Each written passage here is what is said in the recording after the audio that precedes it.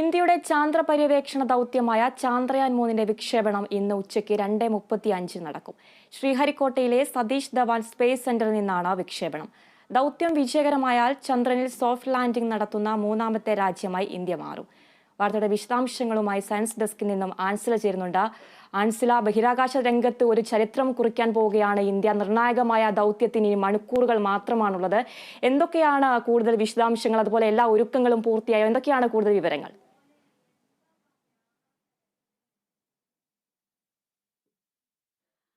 ആതിര, തീർച്ചയായും ഇന്ത്യക്കാർ എല്ലാവരും വളരെ ആകാംക്ഷയോടെ കാത്തിരിക്കുന്ന മുഹൂർത്തത്തിന് ഇനി മണിക്കൂറുകൾ മാത്രമേ ശേഷിക്കുന്നുള്ളൂ എന്നതാണ് ഏറ്റവും വലിയ കാര്യമായി നമ്മൾ ചൂണ്ടിക്കാട്ടേണ്ടിയിരിക്കുന്നത്.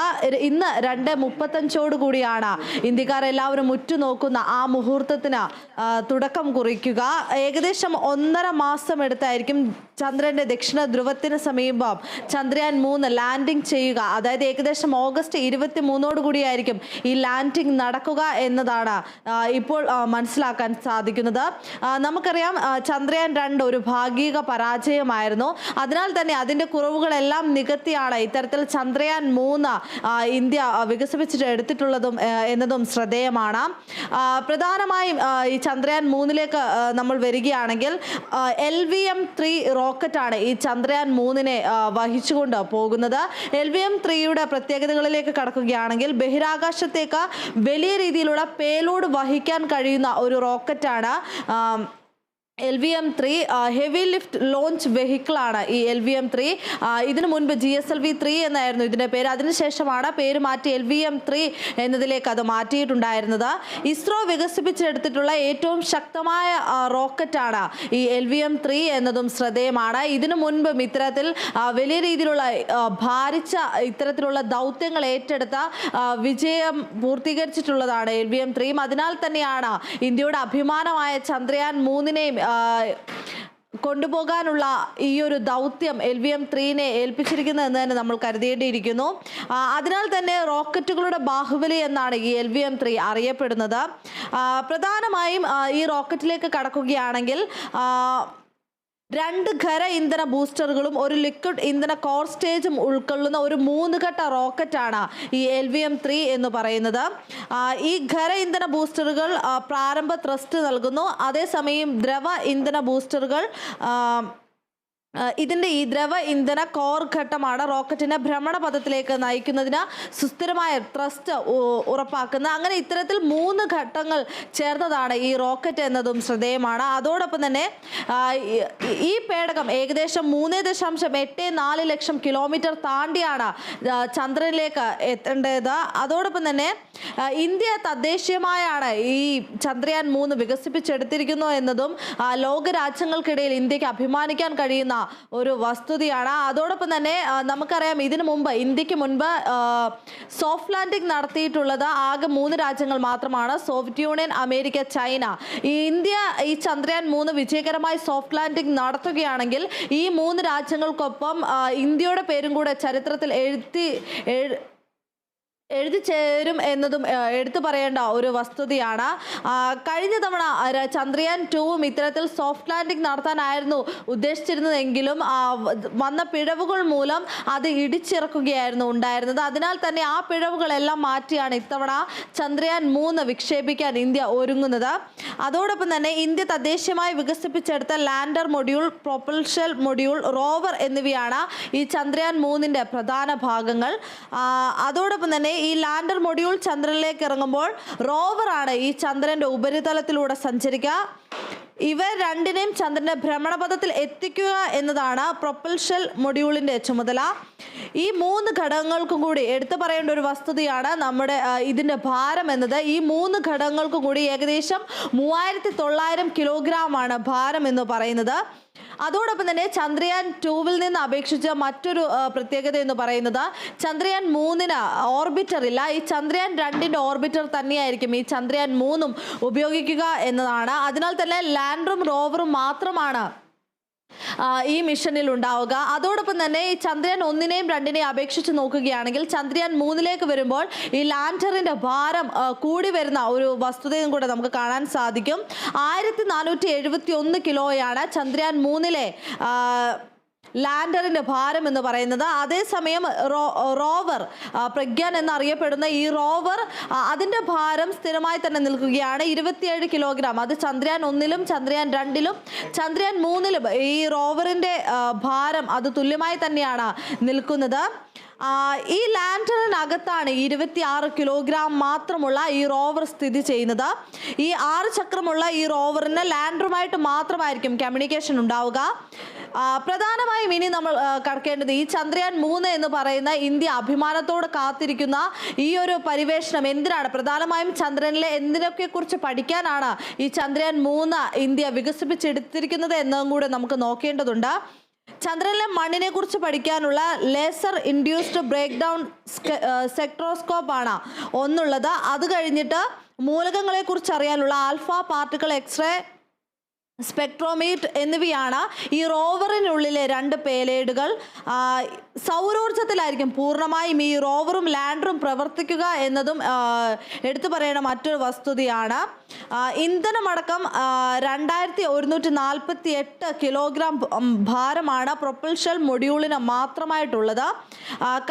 ചന്ദ്രയാൻ 2 നേരത്തെ സൂചിപ്പിച്ചതുപോലെ തന്നെ ചന്ദ്രയാൻ 2-വിൽ നിന്ന് അപേക്ഷിച്ച് ഓർബിറ്റർ ഇല്ലാതെയാണ് ചന്ദ്രയാൻ 3 ഇത്തവണ ചന്ദ്രനെ വലം വെക്കാൻ ഒരുങ്ങുന്നത്. അതായത് ചന്ദ്രയാൻ 2-വിലെ പോലെ പ്രധാനപ്പെട്ട ശാസ്ത്ര ഉപകരണങ്ങൾ പ്രൊപ്പൽഷൻ മൊഡ്യൂളിന് ചന്ദ്രയാൻ 3-ൽ ഇല്ല എന്നതും എടുത്തു പറയേണ്ട ഒരു കാര്യമാണ്. ഷേപ്പ് എന്നറിയപ്പെടുന്ന ഒരേ ഒരു പേലോഡാണ് ചന്ദ്രയാൻ 3-യുടെ പ്രൊപ്പൽഷൻ മൊഡ്യൂളിൽ ഉള്ളത്. ചന്ദ്രന്റെ ഉപരിതലത്തിൽ നിന്നും ഭൂമിയെ നിരീക്ഷിക്കാനുള്ളതാണ് ഈ ഉപകരണം. അതോടൊപ്പം തന്നെ ഇപ്പോൾ ചന്ദ്രനെ ഭ്രമണം ചെയ്യുന്നതിൽ വെച്ച് ഏറ്റവും ശേഷിയുള്ള ഒരു കൃത്രിമ ഉപഗ്രഹമാണ് ചന്ദ്രയാൻ 2 എന്ന ഓർബിറ്ററും എന്നതും എടുത്തു പറയേണ്ട ഒരു കാര്യമാണ്. അതുകൊണ്ട് തന്നെയാണ് ചന്ദ്രയാൻ 3-ന്റെ പ്രൊപ്പൽഷൻ മൊഡ്യൂളിൽ കാര്യമായ ശാസ്ത്ര ഉപകരണങ്ങൾ ഉൾക്കൊള്ളിക്കാതിരിക്കുന്നത്. അതായത് ചന്ദ്രയാൻ 2-വിന്റെ ഓർബിറ്റർ ഇപ്പോഴും പ്രവർത്തിച്ചുകൊണ്ടിരിക്കുന്നതിനാലാണ് ചന്ദ്രയാൻ 3-യുടെ പ്രൊപ്പൽഷൻ മൊഡ്യൂളിൽ ശാസ്ത്ര ഉപകരണങ്ങളൊന്നും ഉൾക്കൊള്ളിക്കാതിരുന്നത്. അതേസമയം ചന്ദ്രന്റെ ഉപരിതലത്തിൽ ലാൻഡ് ചെയ്യാൻ ലാൻഡറിന്റെ ഭാരം നേരത്തെ സൂചിപ്പിച്ചതുപോലെ തന്നെ 1471 കിലോഗ്രാം ആണ്. പ്രധാനപ്പെട്ട 4 പേലോഡുകൾ ഈ ലാൻഡറിനുള്ളിലും ഉൾക്കൊള്ളുന്നുണ്ട്. ആതിര, ആൻസ്ല സൂചിപ്പിച്ചു, പ്രധാനമായിട്ടും 3 ഭാഗങ്ങളാണുള്ളത്. ചന്ദ്രയാൻ 2 പേടകത്തിൽ നിന്നും എന്തൊക്കെ മാറ്റങ്ങളാണ് ചന്ദ്രയാൻ 3 ഇത്തവണ കൊണ്ടുവന്നത്, അതുപോലെ ഒപ്പം അതിന്റെ വെല്ലുവിളികൾ എന്തൊക്കെയാണ്?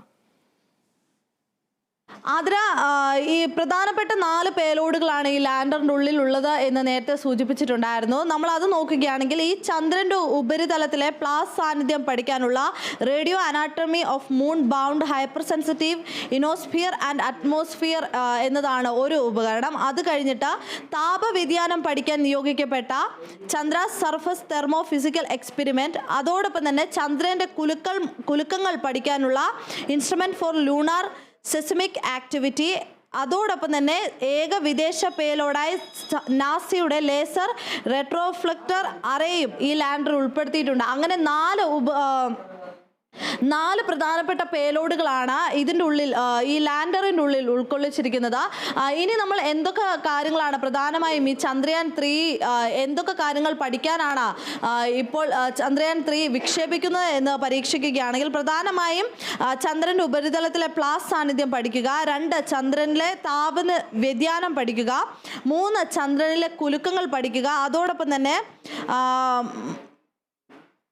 ചന്ദ്രന്റെ ഭൗമ അന്തരീക്ഷം തുടങ്ങിയ ചന്ദ്രനിലെ അന്തരീക്ഷം തുടങ്ങിയ കാര്യങ്ങളൊക്കെ പഠിക്കുക എന്നതാണ് പ്രധാനമായും ചന്ദ്രയാൻ 3-യുടെ പ്രത്യേകതകൾ.